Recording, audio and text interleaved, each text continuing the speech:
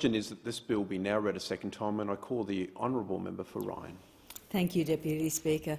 A couple of Fridays ago, the Labor government approved 116 coal seam gas wells in Queensland, Santos gas wells. The approval is active until 2077. Now, Santos is a major long-term donor to the Labor Party, but I'll come back to that. The Labor government says they're taking action on climate change, but they've just approved a significant gas expansion till 2077. The Labor government says they're putting forward legislation that'll end a decade of inaction on addressing emissions, yet they've approved a significant gas expansion on prime agricultural land to run to 2077. The Labor government says they're going to end the climate wars, but what does that even mean if you're going ahead and approving 116 new gas projects to 2077, an expansion of a project that already has over 10,000 wells? The Labor government knows that we need rapid emissions reductions, and that means at least no new coal and gas mines. They've been briefed by the best of the best on the science on all this. Repeatedly, they know, and yet they've just approved 116 new coal seam gas wells for another 50 years. The government has seen the increasing bushfires and floods devastating our country, and they just approved 116 new gas wells for another 50 years. Forgive me for labouring that point, but this is absolutely crucial. A recent study by the International Energy Agency has shown that the methane emissions from coal and gas projects have been underestimated. They're in fact 60% higher than Australia has reported. Methane is far more potent a greenhouse gas than carbon dioxide, so this means there's a high chance that the domestic emissions of even existing projects could wreck our chances of achieving even Labor's weak emissions reductions target. And yet, the government has just gone ahead and approved more and has said they intend to keep doing so. There are 117 new projects in the approvals pipeline. Now, about those donations from Santos to the Labor Party that I mentioned. Over the last 10 years, Labor has taken over $700,000 in donations from Santos. In return, it seems Labor goes and approves their gas projects. And Santos's profits last year? They've doubled. $3.7 billion last year alone.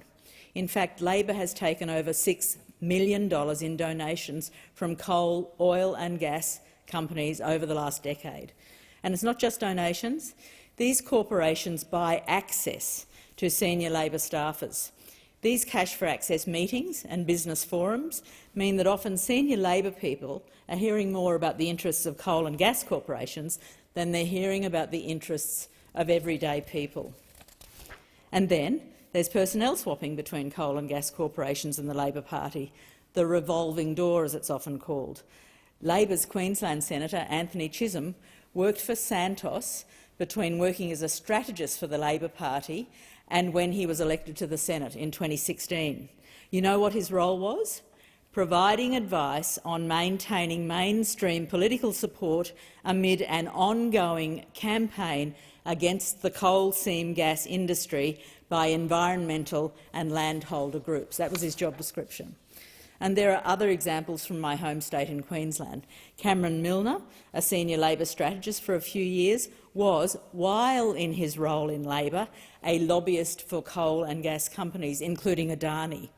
He's now a columnist for The Australian, but that's another story. So with the donations, the cash-for-access meetings and the personnel swapping, well, perhaps none of us should be surprised when we get presented with a bill by the government that will be more in the interests of the coal and gas corporations than in the interests of the rest of us.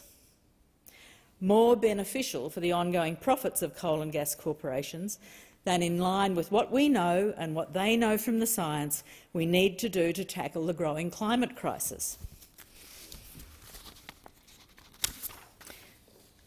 So, those who have approved of this bill, Origin, Rio Tinto, Shell, Woodside. The Prime Minister boasted about this. If it seriously affected the operations of these fossil fuel corporations, which is what any climate legislation worth the paper it's written on would have to do, would these corporations be lining up behind it? No. Who hasn't approved of this bill? A report by research firm Climate Analytics concluded that instead of reducing emissions, as is urgently needed, this proposal would provide an avenue for fossil fuel companies to continue polluting at the expense of Australians and indeed the world, facing worsening climate change impacts. The Climate Council are concerned that even existing coal and gas projects risk blowing the carbon budget under these reforms. Greenpeace has also said that these reforms are way too weak and will not be effective in reducing emissions from our biggest climate polluters like Woodside, Chevron and Ampol. And from the Australia Institute, and I quote, "There is a huge risk that by designing the safeguard mechanism to skyrocket demand for junk carbon credits, total emissions will actually increase." So, the coal and gas corporations support Labor's legislation, but all credible policy institutes and green organisations say it's no good. It's no good because in its current form, this bill will see emissions go up. Why? There's a lot of reasons, but the main one is that it will allow Labor to continue to open up coal and gas mines. And it's not just me saying this. This was conceded by the Department of Climate Change in a recent Senate estimates hearing. There are 117 new coal and gas projects in the pipeline, with their recent approval of 116 coal seam gas wells, their support for fracking in the Beetaloo Basin, their support for Scarborough, Pepper-Levin. With all of these, it's very, very clear that Labor will continue to give practically unconditional support to future coal and gas projects. They've said it themselves. They plan to approve more and more coal and gas projects. And the domestic emissions from these alone will wreck our chances of reducing Australia's emissions, not to mention that they'll lead to a massive increase in the emissions overseas and hold back other countries from making the transition to renewable energy by shifting potential investment away from renewables. And we also, and let me be clear, do not need new coal and gas in this country. If we regulated the industry and didn't just allow corporations to export for maximum profits, whatever they wanted to, we'd have plenty enough coal and gas supply to power us while we rapidly transition to new energy. We also don't need those exports for national wealth. The overwhelming majority of the wealth generated by these coal and gas mines goes offshore to wealthy overseas investors. A small fraction comes back to us, the Australian people. Most of these corporations pay little or no tax, and they actually employ only a tiny number of individuals.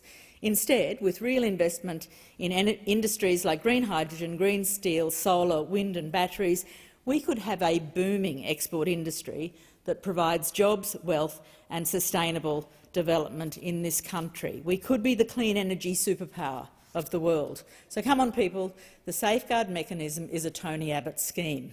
And Tony Abbott wanted nothing more than to safeguard coal and gas profits. Labor's made a few tweaks to a Tony Abbott scheme, changed its hat and shoes and said we've got a solution to the climate crisis. Well, it's not. It's Tony Abbott's policy with a new hat and shoes. Labor's doing the same thing as Tony Abbott did, protecting the profits of coal and gas corporations. This safeguard bill from the government as it stands will lead to more coal and gas opening up and Australia's emissions going up. It's riddled with more holes. I just wanted to highlight two of them because a full list would bore and depress the listeners to this speech outside this chamber. The first big issue is this. It relies heavily on carbon offsetting instead of direct emissions reduction. Carbon offsets mean corporations pay others to not produce emissions. There are a number of major issues with this, obviously. Firstly, a coal and gas corporation can increase their carbon emissions while paying a company to not produce emissions that may never have been produced anyway. This will result in a net increase in emissions. Moreover, there are growing concerns that claims of offsetting just don't stand up to scrutiny. Recently, 90% of carbon credits issued by Vera, which is a major carbon offset company used by Shell, were found to not represent real emissions reductions. Secondly, the cost of paying for these offsets is so low that many corporations will simply factor it into their projections, pay the cost and expand their emissions. Parliamentary Library analysis last year showed that the cost to big mining and gas companies to offset their emissions each year was in line to be in line with the safeguard mechanism would amount to only 0.1% of their annual profits.